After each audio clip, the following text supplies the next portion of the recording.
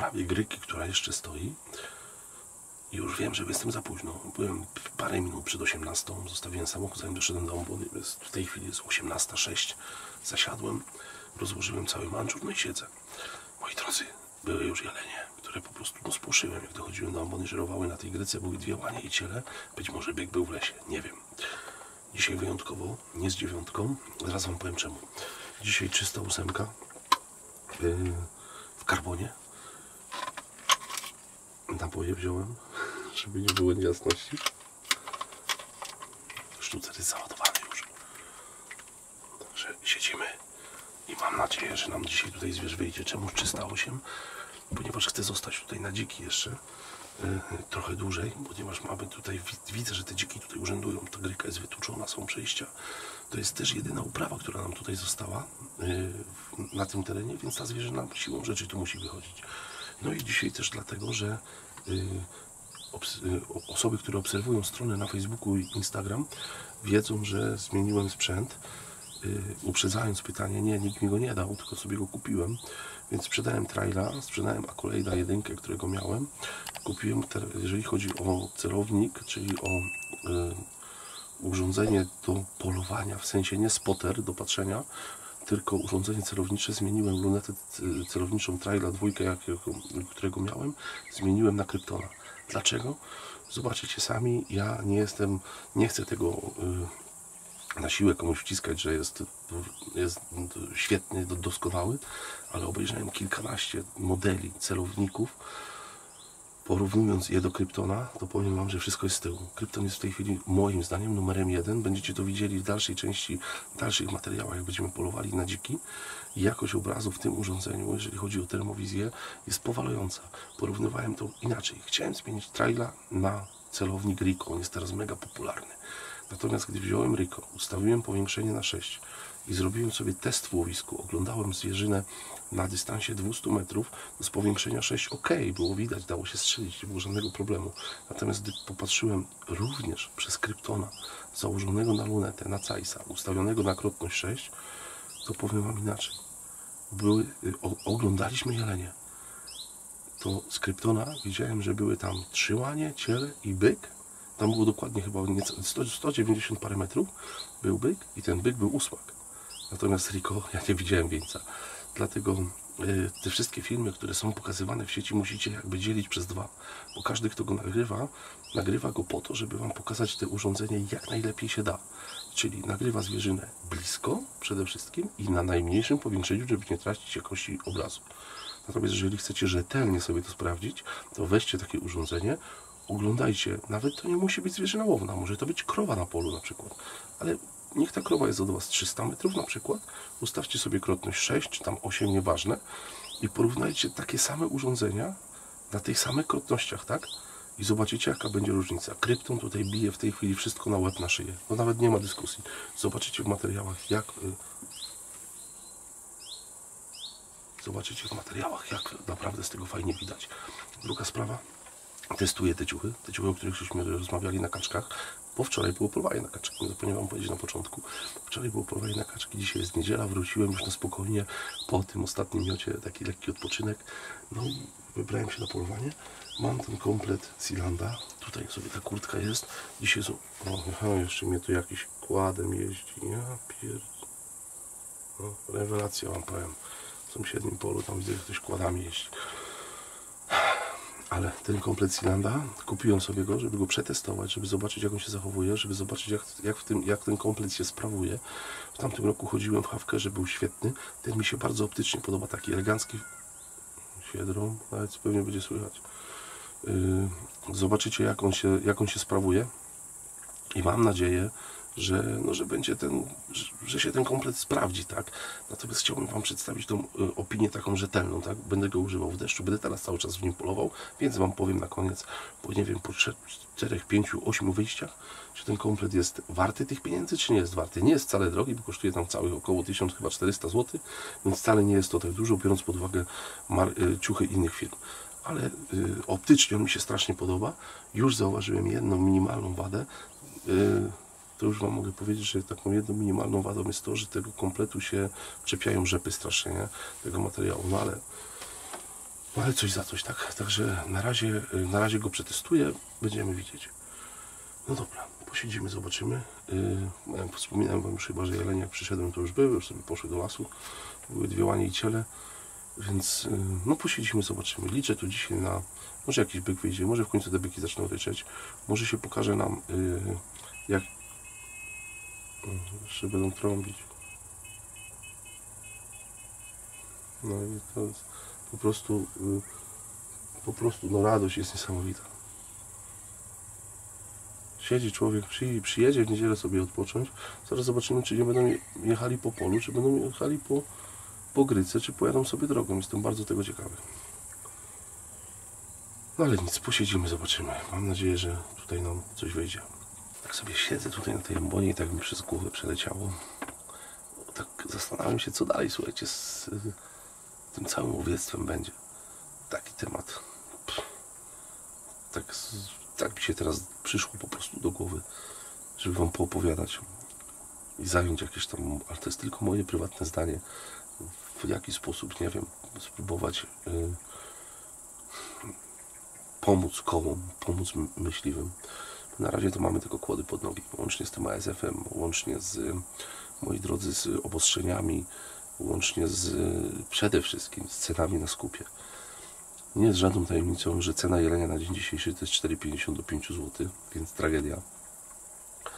Powiem wam, że to jest naprawdę cena, to jest tragiczna, no, biorąc pod uwagę, nie wiem, przyjmując nawet tego byka średnio, bo to trzeba było wyciągnąć średnią masę tych byków, przyjmijmy nawet 120 kg, tak, czyli 120 razy 5 zł to jest 600 zł. Jeszcze grzmi, no świetnie po prostu. Więc chyba nawet Pan Bóg się oburza na te ceny. ale dla mnie to jest po prostu, nie wiem jak te koła mają dalej funkcjonować. Nie mam zielonego pojęcia. Zobaczycie, bo film się ukaże we wrześniu, tak? Będzie można sobie cofnąć się do tego odcinka i zobaczyć, co będzie w listopadzie, w grudniu, czyli w okresie po żniwach kukurydzianych, co będzie z sytuacją dzika po huczce. Strefy ASF-u się rozprzestrzenią bardziej i ja jestem tego pewny, ja tego obserwuję, rozprzestrzenianie się ASF-u tak dosyć wnikliwie od około 4 lat i najwięcej stref ASF-u, kiedy one się najszybciej rozrastają, to jest okres właśnie po żniwach, czyli są koszone rzepaki, dziki są spychane one w rzepakach zalegają, są spychane do kukurydzy, kukurydze będą wykoszone, dziki idą na las, później następuje huczka, kontakty między dzikami są ogromne, dziki zbijają się w potężne watachy, szybkość roznoszenia się wirusa jest olbrzymia, no i w tym momencie powstaje problem, tak? No co wam będę mówił? Dziki ASF będzie postępował i strefy się będą rozszerzać, tak? W tej chwili mamy 2/3 Polski w strefie, 1/3 mamy jako strefę białą. Ja poluję w strefie białej, ASF-u u mnie nie ma. Natomiast w momencie sama strefa nie oznacza ASF, bo dzisiaj wirus jest wykrywany nie w lesie, nie w łowisku, nie w trzcinach. Jest wykrywany w chlewach, także wirus jest głównie w tym momencie występuje tylko u rolników. No i powstaje pytanie, co dalej? Jeżeli zrobią strefy, cena dzika z automatu spadnie na złoty, złoty 50. Ale to nie jest problem. To jeszcze nie jest problem, słuchajcie. Problemem jest to, że zmieniły się przepisy i teraz nie wolno ze strefy wyeksportować mięsa na zachód, jeżeli zostało, czy to jest świnia domowa, czy to jest dzik. Jeżeli dzik został upolowany w strefie, nie można go wyeksportować na zachód. Jeżeli, mało tego, zmienił się o tyle przepis, że już nieważne, gdzie ten dzik został strzelony, ale jeżeli magazyn, powiedzmy, firmy skupującej jest w strefie i nawet ten dzik przyjechał do tego magazynu ze strefy białej, to on już na zachód dalej wyjechać nie może. Do czego to doprowadzi? Zobaczycie sami. Koniec roku, jeżeli te strefy się rzeczywiście rozszerzą, firmy przestaną skupować dzika. Będzie problem, bo wiele kół nie będzie miało co z tym dzikiem robić, to będziemy je tylko strzelać, żeby je zutylizować. Przecież to jest bez sensu. To jest totalnie bez sensu. Szkody będą nam rosły, za utylizację pewnie będzie płaciło koło. No więc się, ogólnie ten cały łańcuszek się zamyka, tak? Zapina się. Dzików będzie coraz więcej, szkody będą coraz większe, a pieniędzy z tych dzików nie będzie. Jeżeli będzie strefa czerwona, nie wolno robić polowań zbiorowych z psami i tak dalej, czyli już idziemy o krok dalej. Dewizowcy też nie będą tu przyjeżdżać, no bo po co będą przyjeżdżać? Ja tak sobie, siedząc tutaj, tak sobie myślę, przez głowę mi przeleciało taki bardzo, nie wiem, ideologiczny pomysł, bym powiedział. Pomysł, który jest taki górnolotny. Dlatego, że mądrym rozwiązaniem by było, gdyby w tym momencie do prawidłowo zwalczania ASF-u, tej choroby, włączyło się państwo, ale czynnie, a nie biernie. Można byłoby otworzyć interwencyjny skup dzika na przykład. Czyli dobre mięso jakościowo, rewelacyjne. Pamiętajcie, że ten dzik ze stref jest przebadany, no doskonale jest przebadany na włośnia, na afrykański pomór świń i na pomór. On ma wszystkie możliwe badania zrobione. Ale co z tym mięsem dalej robić? Jeżeli państwo by się zgodziło, pomogłoby, wyciągło nam rękę do myśliwych i zrobiłoby interwencyjny skup, czyli płaciliby dzika, nikt nie potrzebuje ceny dzika 6, 7, 8 zł, ale niech on jest 4, 4,50 na przykład.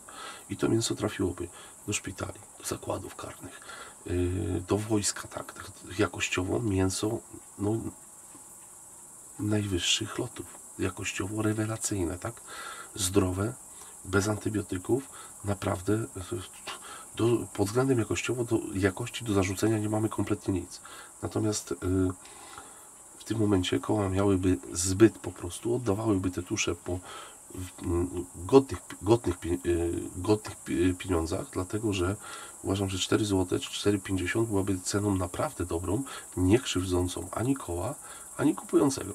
Natomiast wszystkie instytucje państwowe, tu można pomyśleć o stołówkach w kopalniach, no, mamy tego masę, tak? Mamy tego naprawdę masę.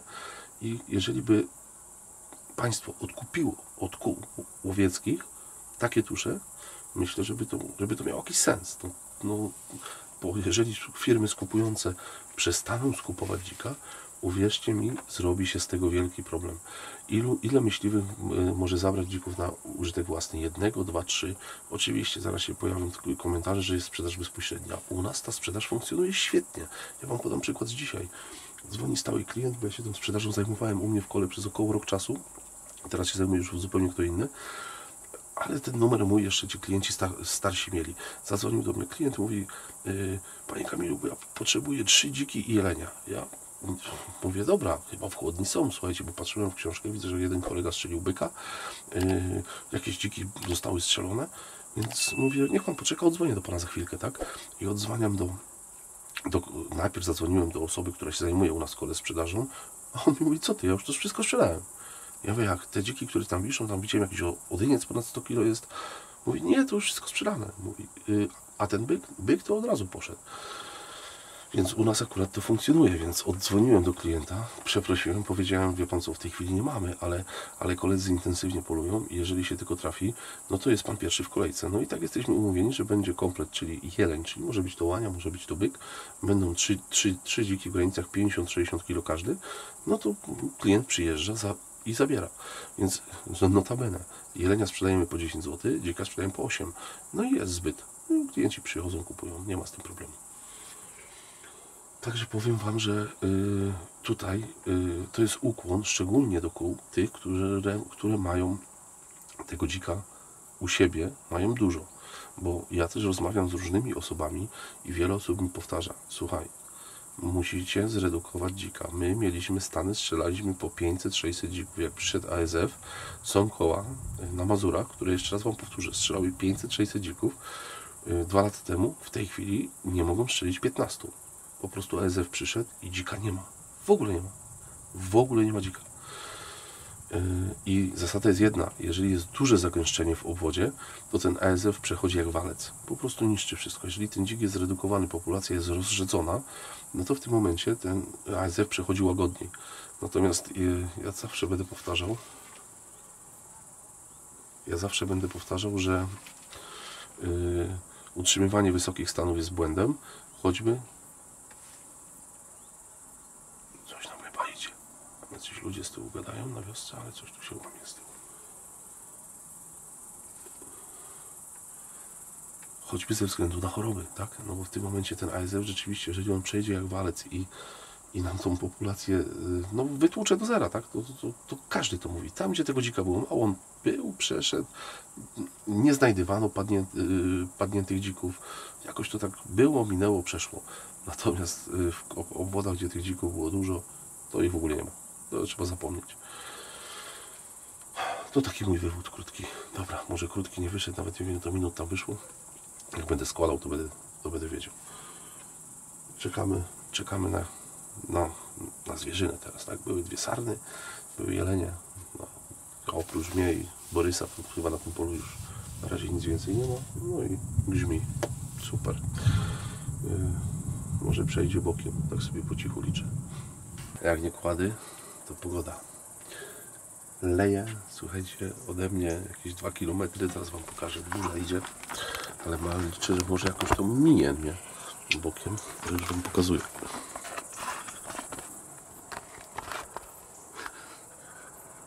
Patrzcie. Tam to jest taka pompa, po niebie widać. Tu jeszcze nie pada, chociaż chyba zaczyna kropić.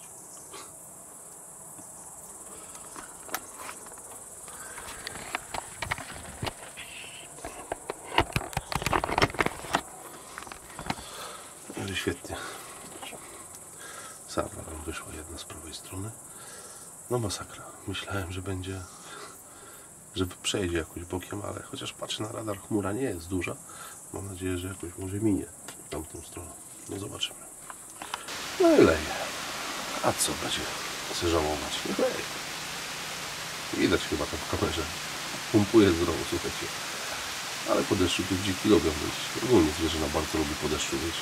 Ja uwielbiam, tam jak jest burza, na przykład latem, teraz przez tą jesienią przechodzi burza, przestaje padać i w tym momencie zwierzyna wychodzi na pole. Zobacz, jak ten Borys siedzi pod amboną. Sarnie nie przeszkadza, sarna sobie żyruje. Ale nic, poczekamy, zobaczymy. Mam nadzieję, że jak przestanie padać, burza przejdzie, no to zwierzyna się też pokaże. Fajnie, nie? 12 wrzesień. Temperatura powinna być teraz około, nie wiem, 15 stopni, jest 25. Burze to taka rzadkość, a tutaj widzę, że wszystko zmieni. No i podzielimy, zobaczymy. Dobrze, ambola szczelna, tak? Szczelna. No i burza była, znaczy była, jeszcze jest, ale tak troszeczkę się przesuwa już w lewą stronę. No teraz czekamy na zwierzę, zaraz wam pokażę, bo już niebo się ładnie przyjaśniło, jeszcze trochę pada, ale już zdecydowanie słabiej. No, koza, która tam wyszła w tym deszczu, sobie żeruje spokojnie na tej gryce. No i tyle wam powiem, że chociaż dobrze, że się przesunęło całkowicie w lewą stronę. Pokazywałem wam niebo, jak tam wyglądało. O, jeszcze trochę grzmi, ale już się przeciera. Myślę, że będzie dobrze.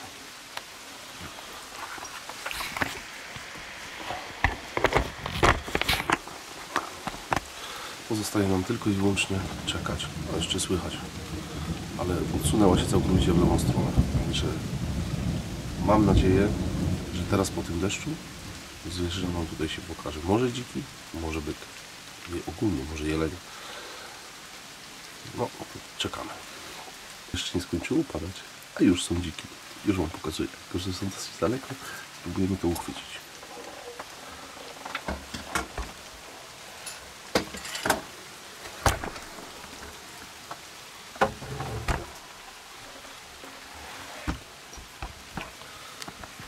Mam nadzieję, że nam światło wystarczy.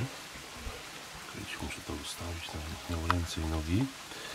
I dziki są tutaj. Cyk. Widać? Widać. Te banki sobie chodzą. Strzał jest za daleko, bo to jest naprawdę... Zaraz wam powiem, ile to metrów jest od tych dzików. 280. Więc nie ma mowy nawet o strzelaniu. Ale sobie tam cała batacha wchodzi.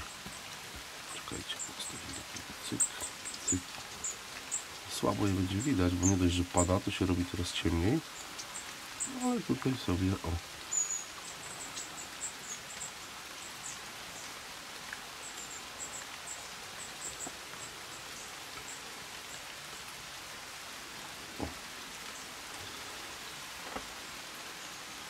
Dziczki w deszczu. Ja zawsze mówiłem, że jak pada deszcz, przestaje padać, zwierzyna od razu wychodzi, a dziki szczególnie. Ale może podejdą bliżej, bo się kierują w tą stronę.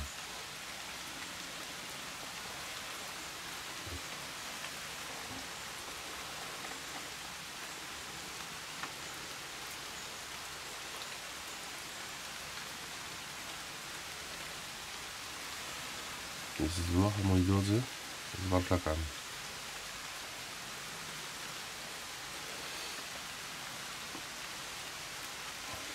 Zoom zmniejszę trochę. O. Jest dosyć daleko.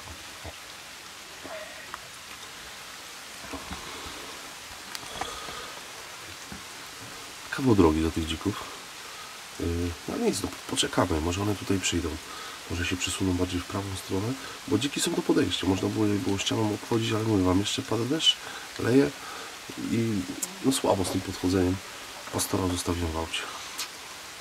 No ale nic, no poczekamy, zobaczymy. Może się tutaj przesuną na środek pola, ale myślę, że kwestia czasu, tak, bo one tutaj będą żerowały, nigdzie stąd nie pójdą, a jak zostaną na dłużej, to ponagrywam kryptonem, żebyście zobaczyli, jaka tu jest naprawdę fajna jakość obrazu. Mało tego, mamy mega wilgotność i teraz dla termo to nie jest wcale dobry czas do testowania, więc też trzeba wziąć pod uwagę filmy, które są nagrywane, w jakich warunkach są nagrywane. Im większa wilgotność powietrza, tym termo widać gorzej. Ale dobra, poczekamy, zobaczymy, co nasze dziczki zrobią, w którą stronę się będą przesuwać, aczkolwiek idą w prawo, ale musiałyby przyjść tutaj bardziej na środek pola. To przez tym ostrzeniem będzie coraz gorzej, ale wydaje mi się, że wyszedł fajny odyniec z nimi. Teraz gdzieś tam z tej tarniny się pokazał. Czekajcie, niech ja go uchwycę.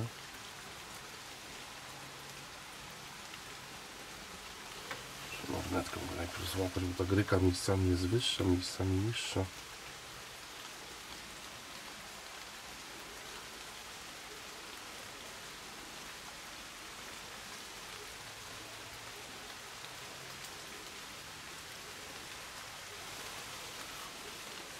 Coś mi zginął ten oddzik. O, jest. Dobra, teraz go widzę. A czemu odyniec? Bo przed chwilą pogonił warklaki. Locha się tak nie zachowuje, że będzie odganiać warklaki, a on ewidentnie odgonił warklaki. Widać, że jest zdecydowanie duży czarny dzik. I ta gryka jest miejscami wyższa, miejscami niższa. Zobaczymy, co on wykombinuje. To robię wszystko, słuchajcie, na dosyć dużym zoomie, dlatego też ciężko mi to uchwycić. Jest, przesuwa się, ale daleko, to jest za daleko na strzał. Przede wszystkim wedle przepisów i rozsądku. On tu jest z lewej strony, z prawej jest jeszcze jeden dzik, ale on pogonił warklaki przed chwilą.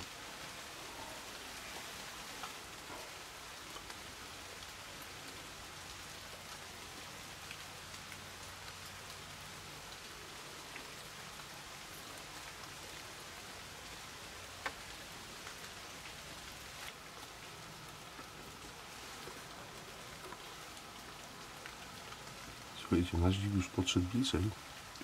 Już jest 210 metrów. Także powoli się zbliża w tą stronę.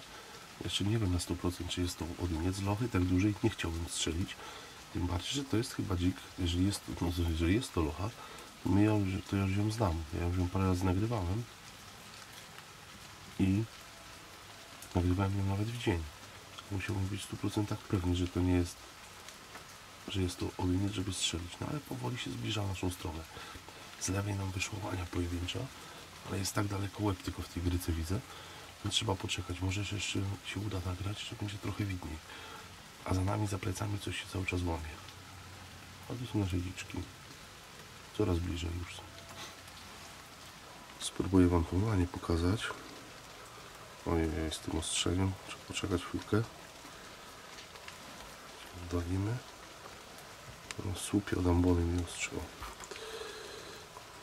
Mi się uda ją tu uchwycić.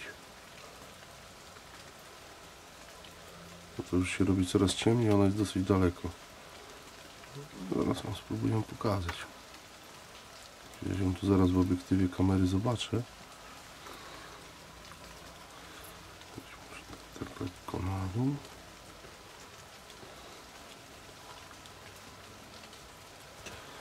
Sobie lornetką zlokalizuję, słuchajcie.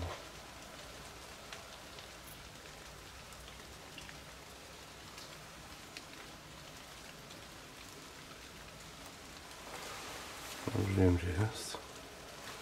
Muszę ten zoom zmniejszyć.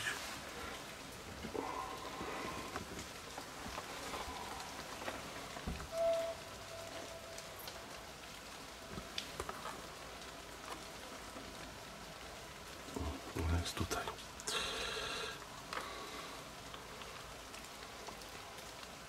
O! Jest i nasza łania. Ale sama, jedna. Czy to jest młoda łania, czy nie, tego nie wiem. Trzeba byłoby poczekać i poobserwować, ale też nie jest na strzał, bo też jest daleko. Może jakiś byk do mnie wyjdzie. Poczekamy, zobaczymy.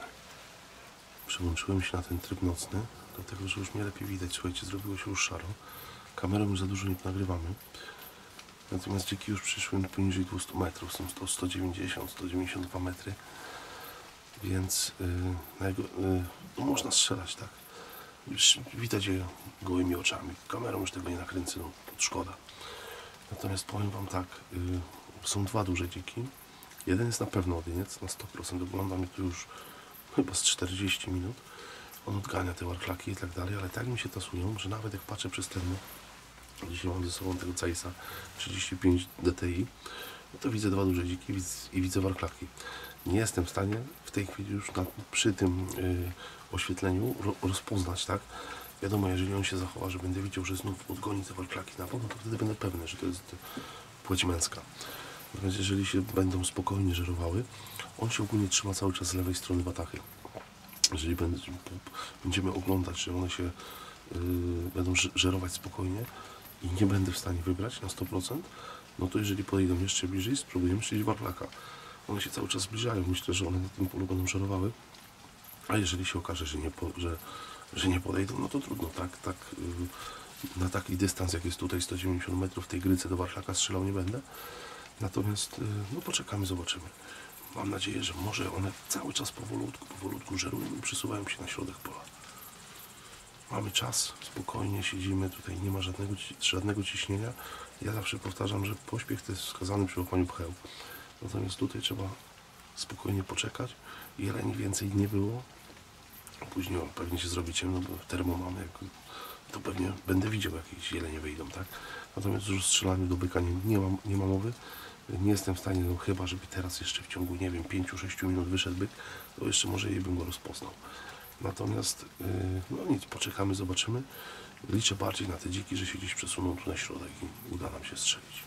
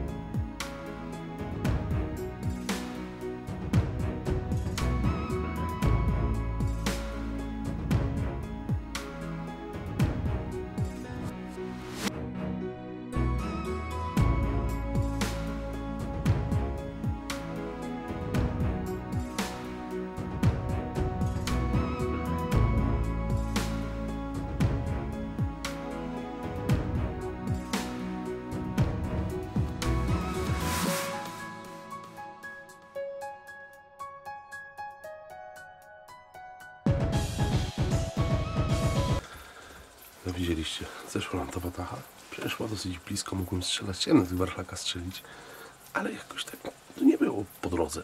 Nie wiem, czy tam doszło do aktu kopulacji, ponieważ później się już upewniłem, to chyba były jednak 2 lochy. No i te warchlaki nam schodziły.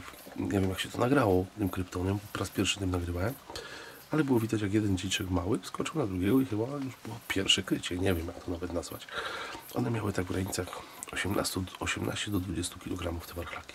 Ale mało tego, tam jest druga wataha wyszła, razem z jeleniami się pasą i też idą w naszą stronę, więc nic straconego. Cały czas siedzimy na tej samej ambonie, oglądamy cały czas zwierzynę, która wychodzi. No teraz jest po deszczu, więc dziki się ruszyły mocno. I w tym momencie już mamy następną watahę dzików przed nami. Może przyjdą bliżej.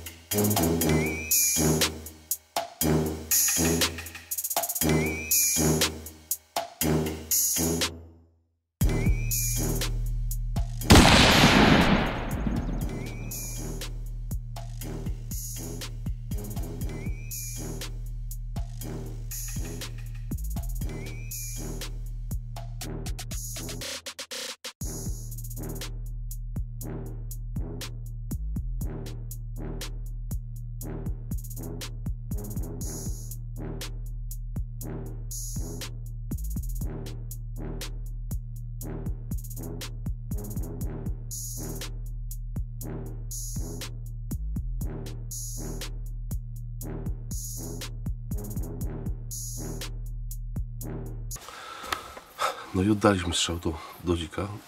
Powiem wam, nawet nie wiem, czy włączyłem nagrywanie w tym kryptonie. Ale te dziki się przesuwały w lewą stronę, bo tam locha z małymi i było chyba 5 przelatków. Przelatki były moim zdaniem takie w granicach 40 do 50 kg i te dziki były no takie fajne, no, strzałowe. Było do nich, nie było daleko bardzo, około 100 metrów. No, przesuwały się w lewą stronę. No zobaczymy, pójdziemy, wydaje mi się, że dzik dostał, uderzenie kuli słyszałem. Borys jest pod amboną, zaraz go puścimy, niech szuka, muszę pozbierać cały ten mandżur, ale mam jeszcze ochotę sobie tu chwilę posiedzieć, bo jest 20:20. Dokładnie, jest 20:20, więc jeszcze myślę, że posiedzimy z 10-15 minut na spokojnie, damy temu dzikowi, niech on sobie dojdzie, jeżeli go trafiłem. No i pójdziemy poszukać, tak. Jedyne co mi to błoto mnie przeraża, słuchajcie, bo to będzie dobrze, że ten dzik jest akurat przy samej drodze, bo to jest taka droga wyjeżdżona przy tym polu, więc puściłem jak najdalej, jak najbliżej tej drogi, żeby nie trzeba było z tej gryki wyciągać. Więc poczekamy, zobaczymy. Może jeszcze coś nam wyjdzie. I co? Posiedziałem sobie jeszcze te 10 minut. Po raz pierwszy w tym sezonie słyszałem ryczącego byka. Tam na prawo, daleko, bo daleko, odezwał się byk. 2 razy. Nie mrawo, bo nie mrawo, ale się odezwał. Także pierwszy ryk, 12 wrzesień usłyszany. Jest to stosunkowo późno, ponieważ pierwsze koncerty, no ciężko nazwać koncertami, ale pierwsze odgłosy sudeckiej kniei, odgłosy rykowiska zawsze słyszałem początkiem września. Teraz 12 odezwał się pierwszy byk. Ale fajnie, przyjemnie. Ciemno już jest. Schodzimy na dół, pakuję cały mandżur i idziemy Borysa puszczać, niech poszuka naszego dzika. Borys. Borys. Chodź. Idziemy sprawdzić nasz strzał. Mniej więcej wiem, w którym miejscu. Gdzieś tutaj. Borys, kupredu. Kupredu. Poczekamy. Jestem sam, także niech on idzie gdzieś tutaj w tej gryce. Daleko nie było.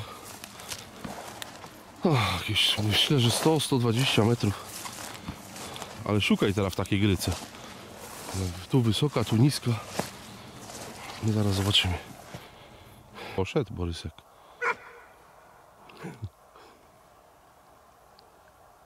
Wie, już ma dzika. Tylko coś słabo szczeka. Musimy mu dać czas, żeby on poszczekał lepiej.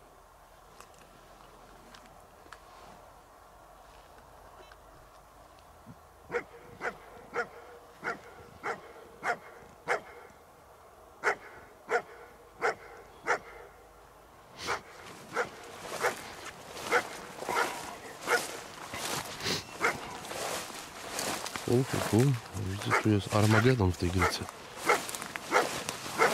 Idziemy. Kurde, myślałem, że ten dzik będzie bliżej drogi, no ale zaraz zobaczymy. Oho.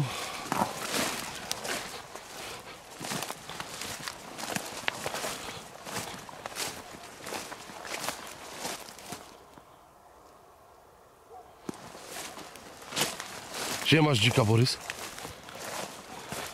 Pokaż tego dzika. Gdzie jest dzik? No ładnie. Proszę, przelatek męski, ładnie strzelony, nieduży dziczek. Borys fe. Dobry pies. Dobry piesek. Dzik strzelony został w ogniu. Także rewelacja. Takie liczyłem, słuchajcie, że... Czekajcie, tą kamerę obrócę. Dobra. Czy tam będzie widać? Czy to światło musimy zrobić? O! Tak liczyłem, że one mają około 40-50 kg i rzeczywiście tak jest, tak, że on w takich granicach 45 kg. Tamte jedna była locha rzeczywiście prowadząca i 5 tych przelatków. Zobaczymy, bo nie wiem jak się to nagrało kryptonem, sam jestem bardzo ciekawy, zaraz przyjadę do domu i to sprawdzę, ale zanim do domu, no to jeszcze mamy sporo pracy. Także dzika trzeba wypatroszyć. Jestem sam, więc zaraz ostatni kęs, złom, wszystko będzie, ale że tak powiem, no nie wiem czy mi się to uda wszystko nagrać, bo tutaj brakuje mi czasami ręki. Także jeszcze raz wam pokażę. Ładny strzał, tak jak mierzone było. O, strzał czysto komorowy, dzik w ogniu, a amunicja RWS Speed Tip robi robotę, także macie test taki naoczny. Co, Borysek, idziemy do samochodu, zostawimy sobie tu lampkę. Daleko nie ma, 40 metrów do dociągnięcia. Zostawimy sobie tutaj drugą lampeczkę. O. I damy ją tak, żeby świeciła do góry. Ja to robię tak, zaraz wam pokażę. O. Widać słup światła. Stawimy taką lampkę, gdzie będzie widać ładnie słup światła i idziemy po auto. Chodź, Borysek. Chodź, Borys, chodź. A z wami się żegnam. Widzimy się w następnym odcinku. Także zostawcie w komentarzu info, co myślicie na temat tych cen dziczyzny, jak wasze koła sobie radzą. Dajcie znać, bo jestem bardzo ciekawy. No i napiszcie, czy takie rozwiązanie z takim skupem interwencyjnym państwa nie byłoby dobrym rozwiązaniem. A tymczasem idziemy do auta i widzimy się w następnym odcinku. Dashbur.